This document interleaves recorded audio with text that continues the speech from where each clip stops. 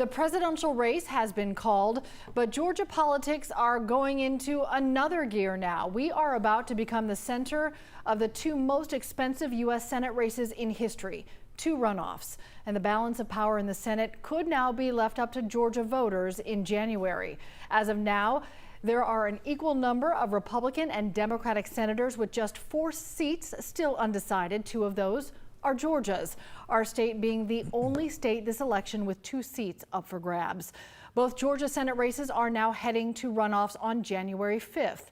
Republican Senator Kelly Loeffler will go up against Democratic challenger Reverend Raphael Warnock. The winner will serve the remainder of former Senator Johnny Isakson's term. And Republican Senator David Perdue will try to defend his seat against Democrat Jon Ossoff. Perdue had a slight lead over Ossoff before the Associated Press determined it would be a runoff for certain late last night.